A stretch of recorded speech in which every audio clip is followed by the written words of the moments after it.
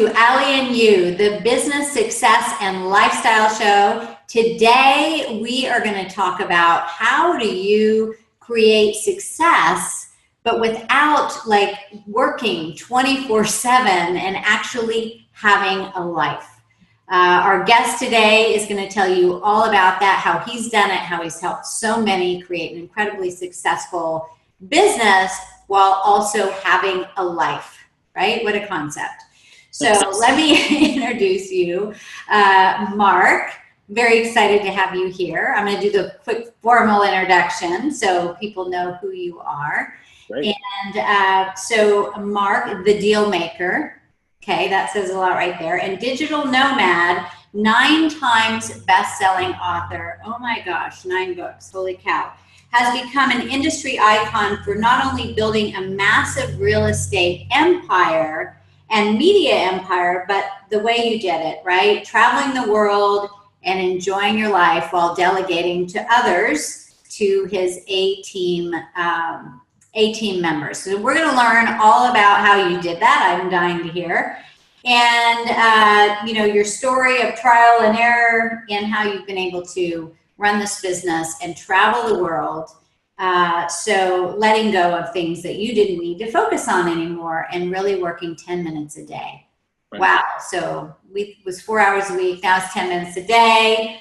So anyway, he's going to share these secrets, and really glad you're here. And before we dive in, for all of you, if you haven't had a chance to get your hands on it yet, my brand new book is the pre-sale. It's up there on Amazon, called Scale or Fail: How to Build Your Dream Team, Explode Your Growth, and Let Your Business Soar. So hurry up and get on Amazon or Barnes & Noble. We'll put the link up there and you can get your copy and get our quick start guide and lots of fun bonuses. All right, Mark, thank you for being here today. Definitely. Thank you for having me. So you've lived a pretty full life and continue to, like it's not over. So can you just share like your backstory? I am sure you've got quite a story, and we would all love to hear it. Yeah, absolutely. So I started off small town Ohio, right, an hour east of Columbus, Ohio. I grew up, my family, hillbillies, which is a good thing. I still like being a hillbilly, but making money was always a different concept. The only way you made money where I grew up is trade time for dollars. And as a young age, I always thought about like, how can I make money without doing the work?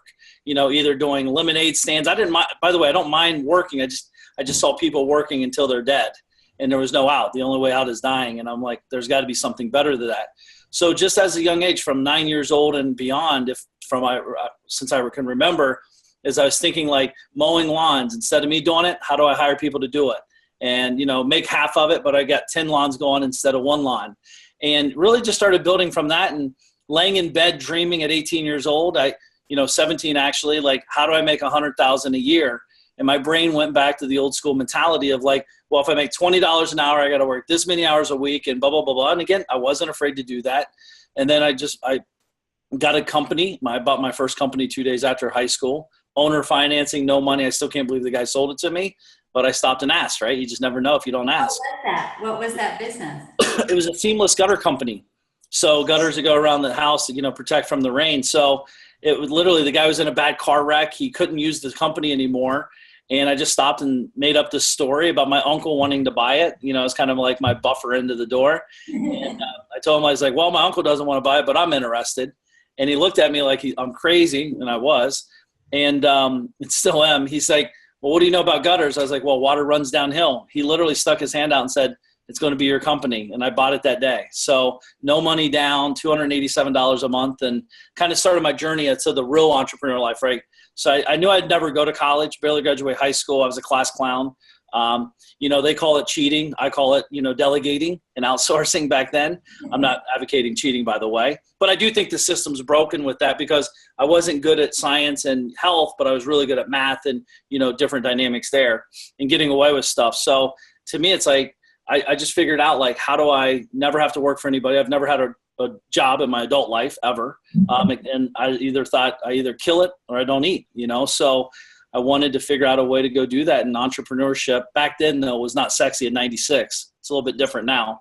But I was an entrepreneur, and people are like, oh, this will never work. You're going to fail. You're going to, and all that. And still today, I'm still getting told the same thing by the same people, but doing what I want. Oh, I love it. What a fantastic story. I mean, we have a lot in common. Oh, wow. Oh, yeah. And I mean, because I started my business in 89. Okay. And it was the same thing. You're nuts. This will never work. And I've had a job for 2 weeks. So, but I was employed for 2 weeks. Nice. So you win on that one. But what an incredible story. You're like a born entrepreneur that was already thinking that way to buy a business so young. I mean, that's awesome, and great for that guy to see that potential in you, right? He gave you that first start. Absolutely. So obviously you've learned a lot along the way. And what do you feel if you were to kind of narrow it down to 3 practices, Mark? What do you think that you've instilled in you that got you in the top? And because I know real estate has been a big, industry for you. Yeah, real estate's been big. I've been doing it since 22 years now. So I kind of still learning, actually, because markets change and shift and all that good stuff. But for me, I think the biggest thing that I learned at an early age is I've always wanted to be a relationship business owner, not just transactional. And real estate's very transactional, right? You got the buyer, seller, title companies, contractors, and all that. And still today, I still do business with people I've done from 20 years ago and beyond. So because I didn't sacrifice profits to make a transaction happen, I actually said, hey, let's create a long-term relationship. How do we do 100 deals together, not just one? And I see a lot of businesses fell there. I see, everyone's talking about the next best funnel, upsell, cross-sell, downsell. But and it may serve the client, it may not. I'm not knocking it. It's just I'm way different on that. I'm in for the long haul. I think I'm going to be doing this another 100 years, and I want to be doing it with people I like. And from my experience, that's like one of the biggest things that changed my whole business. Yeah, and you know what? It's the most rewarding part. Absolutely. Deep relationships. You become part of people's family, and it's just such great advice. Really, it's so smart. You're really like shooting yourself in the foot when you're trying to play that short game. Sure. Yeah. And everyone does it different, right? Everyone has a different path. Because for me, as I was doing that, I was a very immature business guy, right? I didn't have a good mentor teaching me how to build a business. I kind of just watched one guy make a call. I said, I could do that, and started my real estate company. But what happened is now as well, another success principle for me is I figure out how to pay my people more money. I lay in bed thinking about how to pay them more. I know all my competitions think about how to pay less, how to do less, and how to make them do more. And for me, I'm thinking, do they need new cars? Are they trying to up level their life? I really, again, relationship, I want to know about them, not just what they can do for the company. Oh, that is so beautiful. I'm sure they love you. And yeah, I love them too. super generous guy. So what are some of the biggest mistakes that you feel business owners make that hold them back? I mean, the biggest is them thinking they need to do everything. Right? No one will ever do it as good as me. And from my experience, you may be right if you're only doing one thing in your business every day. But the truth is, as a business, especially as we develop as a business owner and a company, we can't answer the door. We can't answer every phone call. We can't meet every person. We can't meet every vendor and all that stuff. So they might not do it as good as you, but the truth is you're not doing it that well either, if at all. So what happens is that's why the inconsistent entrepreneur exists, right? Is there's a lot of inconsistencies because our mindset, if you're trying to figure out how to make money, you're probably not that creative on creative, creating funnels and, signs that look beautiful or whatever to draw attention because you're thinking, very boom, boom, boom, money, money, money. So for me, my biggest thing was focus on really letting go. And in my business, everyone's going to real estate events trying to figure out the next tactical way to make money. I was actually, when I discovered I want to be in a business, I started going to business owner classes, hiring business mentors to teach me business development. And that's about really mindset, working on yourself, letting go of the vine and all that. Right. And that's, I've had mentors my whole life, and I'm such a big believer in that, recreate the wheel, learn from other people's mistakes. Sure. And that has worked. Yep. So tell me your thoughts on mentorship, and why do you think that it is valuable? Well, the truth is, at the end of the day, people like you and I and the listeners, you're going to get to where you want to go eventually. The question is, do you want to take the short path or long path, right? Because we're hard workers. We'll beat our head against the wall. Hopefully it's not the dead fly syndrome against the windowsill. But ideally, we stop, look up, and go out the window. It's open right next door. So for me, I have mentors in everything from health, financials, reading P&Ls. I mean, as a business owner, reading a P&L is a big, important thing as you grow. So my company's become so big now, I'm not even a real estate investor, just real estate houses are my product, right? And the P&L tells you you're either going to make money or lose money this quarter or however you have it designed. But, no one's going to come and get mentored by me on working out, though. I'm not good at that side. But I have probably 4 or 5 mentors at all times. So give me an example, kind of a breakdown, like what Sure. kinds of mentors? Yeah, again, financial mentors, like guys sitting side by side from me once a quarter saying, hey, Mark, here's what's going on with your company, helping me see around the corners, if you will, my blind spots, because sometimes we get so tunnel vision. We're like, this is the only way, blah, blah, blah, as opposed to step back and take in the input from other people way smarter than me. One of my biggest unique abilities is knowing I'm not smart, and I'm okay with that. So listening to great people, and then as well as like getting around other guys. I'm in part of that 100K group, but we were talking earlier where these guys are running different types of businesses. So I'm listening to them of how they're growing it, what they're developing, why, technology, trying to stay up to date with that kind of stuff. Because I'm not really, I'm an old school, phone and pen and paper guy, but my team definitely uses technology at a high level. And so blah, blah, blah. Oh, and then like, a KPI coach. Like as our business is developing, you have sales, you have operations, you have, we have a lot of real estate. So there's a lot of moving pieces from tenants to city issues and management companies. And, if you're looking at the wrong numbers, it could really set you back quickly. Right.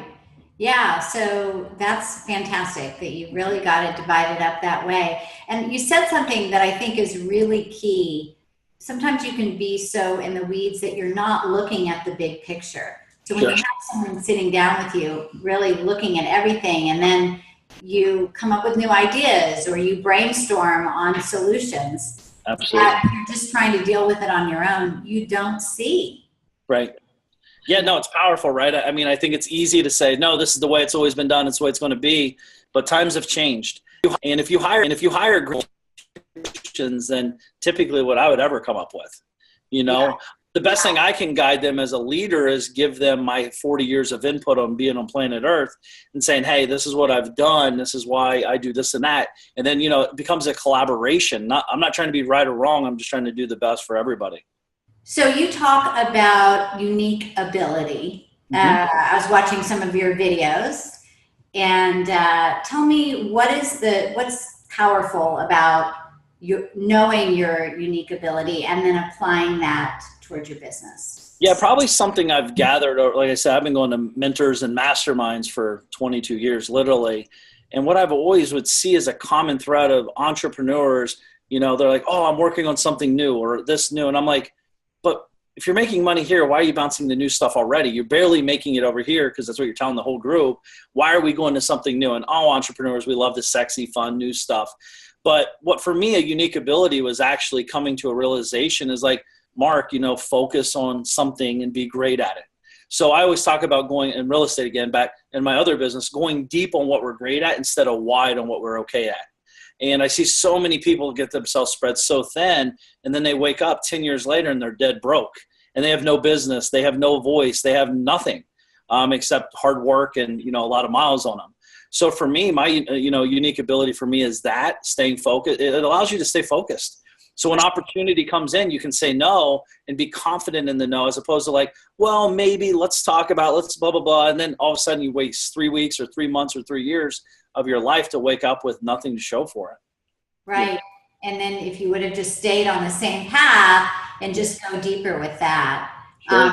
I love a quote that Joe Polish says, and it's actually in my new book, Scale or Fail. Be willing to destroy what's good to create what's great. Absolutely. That's awesome. It's hard to do sometimes, especially when you are talking about people, for instance, that work with you. And that saying, what got you here won't get you there. Mm-hmm. And I'm sure you've experienced that, having to let go of people that are not the right fit for where you're going.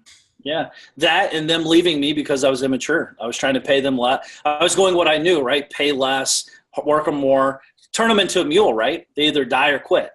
And, that's the facts. I see a lot of people do that. I used to do that for 10 years. But until I realized, there's so much more to life. I had a bunch of money in the bank, but I wasn't as happy, right? So to me, that's where I lost the relationship and my roots of who I really am. When I discovered that, yes, you get burnt sometimes, but the good way outweighs the bad. So, yeah, that's such a good point too, because our life is happening right now, right? And if you're not in the moment and really enjoying it, what is the point? Sure. So, with this business that you've created, being a digital nomad. So first of all, if you could let everybody know, what do you mean by that exactly, digital? Can you paint a picture? Yeah. How you've managed to live that lifestyle and have your business be so successful? Yeah. So again, where I come from, you work hard, right? Like you work 16-hour days. It's normal, 7 days a week. Vacation, no one even knows what that is. So October 8th, 2005, my grandmother passes away, right? Unexpectedly, 2 weeks, stage 4 cancer. She's in her house. She's gone. I had a realization at 27 years old. It said, holy cow, there's so much more to life than this. And literally it took me from October 8th to December 31st to figure out an exit plan to get out of Columbus, Ohio. And I never took a trip. It was hard for me to pull from that, but I saw my grandmother and I'm like, life is this. It's very short. Actually, today's her 90th birthday. She was still alive, which is interesting. So I was, I literally went to my office, started bawling. I'm like, I have money. I don't really have friends. Everyone, my friends, they work for me because I'm yelling at them. They become your work friends, right? Because that's all I hang out with. And I just started, I went to South Beach, Florida for a month, and then it turned into 2.5 years. Keep in mind, this is fax days and flip phone days. This isn't like high level technology. And I said, I got to figure out a way. I created a constraint in my business and in real life that I'm not there. Real estate's a very chest-to-chest business, like a lot of businesses.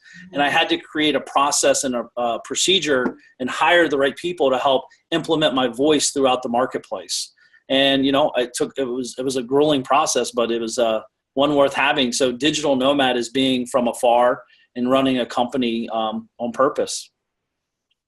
And so what is your day like? You said you've got this process where you work 10 minutes a day. Yep. Is that right? Yeah, absolutely. Was it 10 minutes or 30 minutes? No. 10 minutes a day per company. So I have 2 different companies that we run. Okay. So you're up to 20 minutes. So. 20 minutes. Overworked, underpaid. Yeah. So explain that, how you're arranging your life and how you're delegating. I'd love to know that. Yeah, so what I did in the real estate business is create the top-down level, right? So pull out a flow chart, like what's your business look like? And it's me, the leader, visionary. And then I have a COO, Peter, in the real estate company, and Patrick in the media company. And hey guys, here's the vision of the company. Again, this is the difference with being a boss and a leader, right?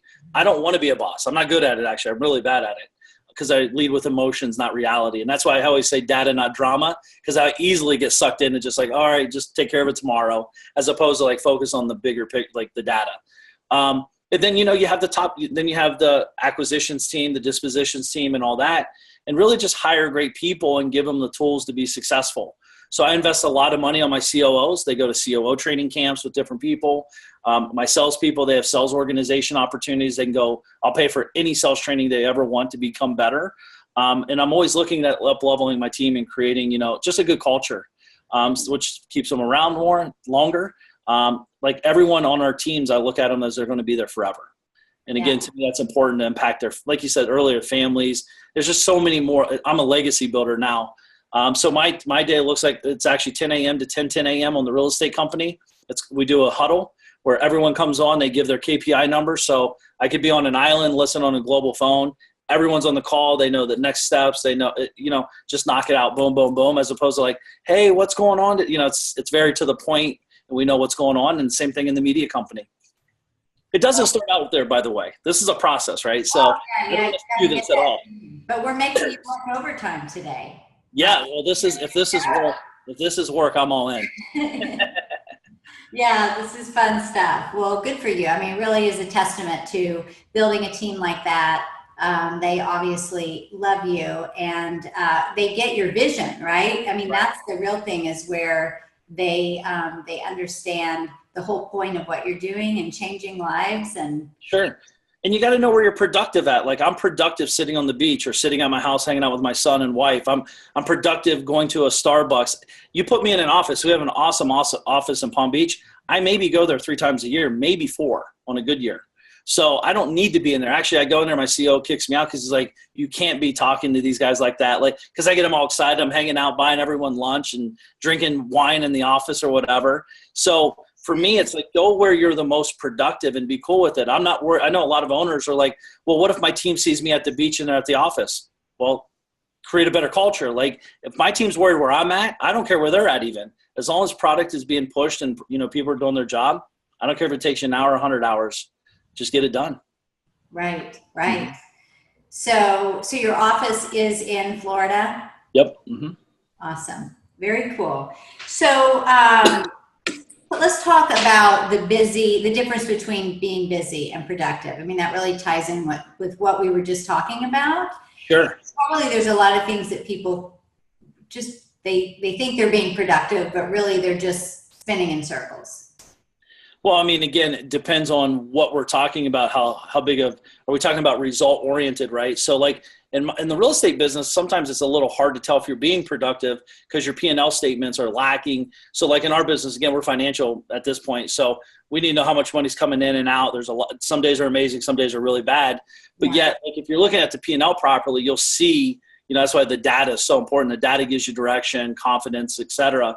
So for me, like I'm always looking at that kind of stuff. And that's how we create productivity, is based off of if the P&L is growing, not necessarily your cash basis, right? Because sometimes relationships take a long time to form.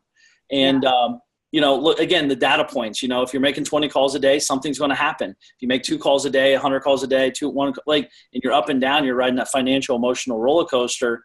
And that's where I see people peter out, is they just get worn out. And in their head, they're working way harder than they are in reality, if you want to get real down to it, like the scoreboard never lies, right? Yeah. So for those that are in the earlier stage in their business and they're really trying to get the sales ramped up, what do you feel are some good practices? Not necessarily strategies, but, how is it just being consistent? And so what are your thoughts on that? Well, again, in business, the biggest problem with humans in general is consistency, right? So my team, when we start going down the path of that, I always say you're either consistent or non-existent with your vendors, with your message, with your product, with your team. All these pieces are very important for growth. Consistency. Right. Yeah, it's just continue to show up and better, less but consistent instead of erratic, right? Sure. Like a marathon and then sitting on the couch. Exactly. I mean, I like eating Doritos and having beer, but you can't sit on the couch saying I want 6-pack abs and doing that. So a lot of times though, like people are thinking in their head, they're doing all this work and they're just overthinking, right? I think making decisions too, again, another unique ability to me is making fast decisions, because it's like a muscle, right? You got to work on that. Some people take 2 months to make a $500 decision. It boggles my mind when they're saying, I'm going to make millions of dollars, but you better be able to make way bigger decisions way quicker than that, and controlling your emotions and all that. I think that's another big piece that a lot of people don't think about, is this is an emotional thing. Like, it doesn't work necessarily as good at home, because if I get in a fight with my wife, I can't just turn. I'm like, okay, cool. We yell back and forth and boom, I'm moved on, because that's what we have to do in business every day. Maybe not just yelling, but you're controlling your emotions up and down. And she's like, whoa, wait a minute. It's not over yet. I think I just had that same conversation with my husband. I'm like, honey, women, that's, as we're talking, we're processing through this, He's on to the next thing, but yeah. I get it. That's that but part. Consistency, yes. Like you said, if you're consistent and you're patient and you're focused on your goal and you know where you're going, I think a lot of times people just get, they get shiny object syndrome, and they're all over the place. The emotional and financial roller coaster is real. And until you can harness those and really understand how it works and, figure out a way to get in the lines, but in a trajectory going up, it's going to be a tough road ahead, but it's worth one riding once you get it dialed in. Yeah. Then it just becomes a way of life, right? Sure. You don't really have to think about it. And so, And one last thing I want to ask, because you brought that up, is decision making. And because I do feel like that's such a big component of success. Mm-hmm. Is that you just do it naturally without thinking, probably. But if you were to take a moment and think, is there a process that you go through when you need to make important decisions? Well, I mean, listen, depending on what kind of important decision it is, I might bring in a team to help me make the decision, right? I got the final say so, but I might ask their professional advice, not opinion, because everyone has opinions, but their professional advice. But again, my job as a leader is to protect the overall vision and the team. So sometimes me as an entrepreneur, I used to just make decisions on the fly without consulting my team, and it would disrupt their flow. And they're like, hey, you can't be doing this. You're like messing up what we're doing. But on decision making, I mean, again, I understand risk and reward. I've worked on it really hard to understand that. So if I'm, getting basic stuff, a $200 online system, some people just overthink simplicity and they get caught up in that, and it just really burns. It's mental gymnastics. They're wore out by the time they're ready to actually make those 20 calls they're supposed to make today. They're like, I'm burnt out, and they go to Starbucks and they hang out and do nothing, and then they go to ice cream joint next door, and just it's a negative spiral. So I think making decisions, yes or no decisions, the maybes are the ones that get people in trouble. Yeah. Indecision's a decision, by the way, right? It is. It's a decision to stay stuck. Yeah.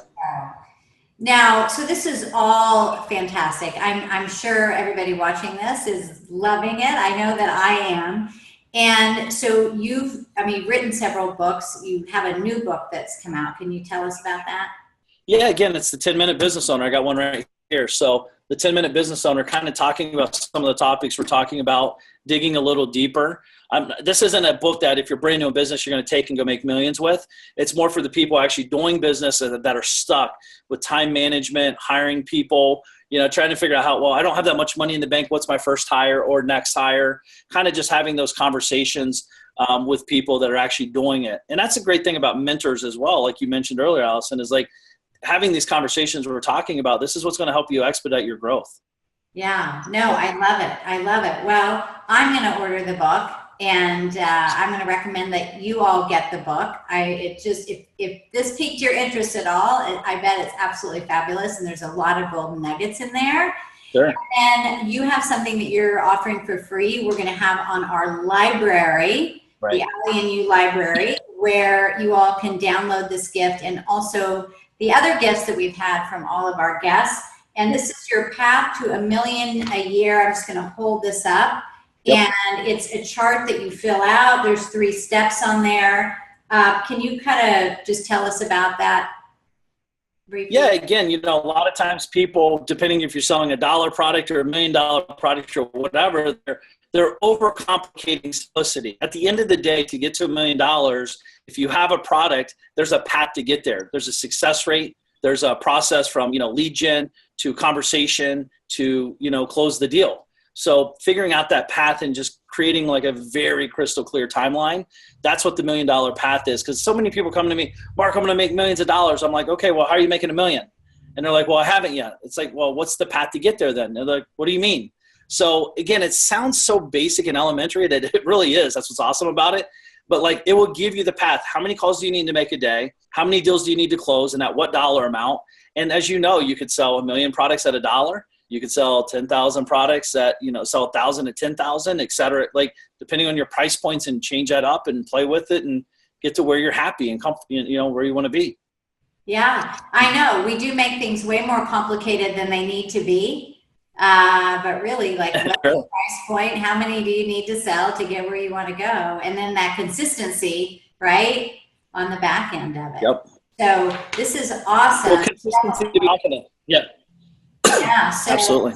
But all you got to do is go to AllisonMaslan.com/library. You're going to get this from Mark Evans. And thank you, Mark. This has just been fabulous. Definitely. Thank you for having me. Sharing all your wisdom, your life experience with all of us. And, thank you. If there's anything else I can do to help, let me know. Absolutely. So you guys need to check him out, Mark Evans. Go check out his website, all the stuff he's up to. And thanks for spending this time with us on Allie and You. And remember, this will live. You're seeing this, you might be listening to it live, seeing it live. We have the video podcast, the audio podcast on iTunes. We are on Spotify. We are on all the platforms out there based on whatever it is that you need. And also grab a copy of my brand new book, Scale or Fail. And you're going to get all kinds of bonuses with that, where I'm sharing 30 years of wisdom, building 10 companies, and the roadmap to scale your company. So get the 10-minute business owner, get my book, and man, you guys will be set. Absolutely. Thanks so much, Mark. All right, till next time, everybody. Get out there and elevate yourself because you deserve it. Bye.